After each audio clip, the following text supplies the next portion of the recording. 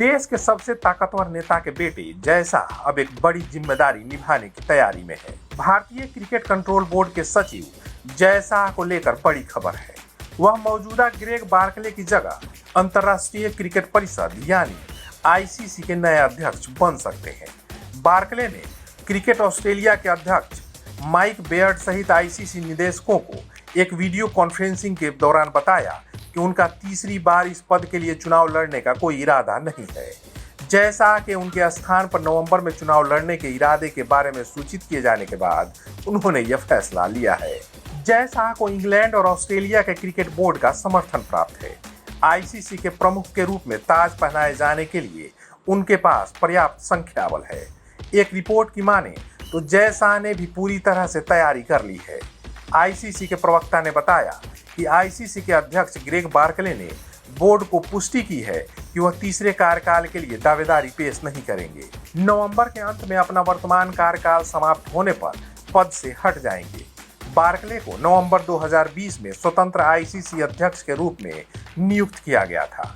उन्होंने वर्तमान डायरेक्टर्स को अब 27 अगस्त 2024 तक अगले अध्यक्ष के लिए नामांकन प्रस्तुत करना होगा और यदि एक से अधिक उम्मीदवार हैं तो चुनाव होगा और नए अध्यक्ष का कार्यकाल 1 दिसंबर 2024 से शुरू होगा। आईसीसी के नियमों के अनुसार अध्यक्ष के चुनाव में 16 वोट होते हैं और अब विजेता के लिए 9 वोटों का बहुमत 51% आवश्यक है।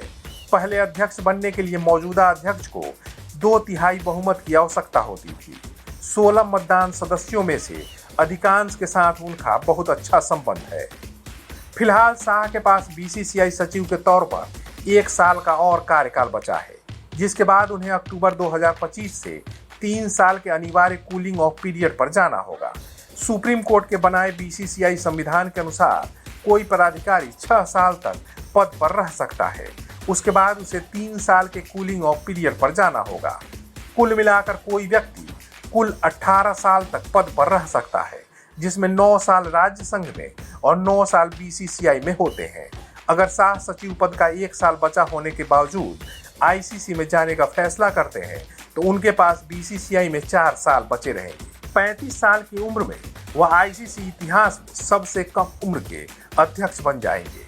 उनसे पहले जगमोहन डालमिया 1997 से 2000 और शरद पवार 2010 से 12 प्रेसिडेंट रहे, जबकि एन श्रीनिवासन 2014 से 2015 और शशांक मनोहर 2015 से 2020 तक चेयरमैन रहे। इस तरह वह ओवरऑल आईसीसी पर राज करने वाले कुल 5वें भारतीय बन जाएंगे। जय शाह के क्रिकेट एसोसिएशन से जुड़ने की शुरुआत गुजरात से हुई थी। अपने पिता के नक्शे कदम पर चलते हुए जय शाह गुजरात क्रिकेट एसोसिएशन यानी जीसीए के साथ जुड़े थे।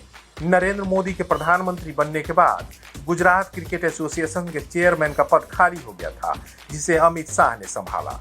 अमित शाह के बीजेपी राष्ट्रीय अध्यक्ष बनने के बाद उन्होंने गुजरात क्रिकेट एसोसिएशन की लगभग पूरी जिम्मेदारी जय शाह के हाथों में सौंप दी। उन्होंने जय को जीसीए का संयुक्त सचिव नियुक्त कर दिया था। इसके बाद जय शाह की बीसीसीआई में एंट्री हुई थी और अब आईसीसी में जाने की तैयारी हो रही है।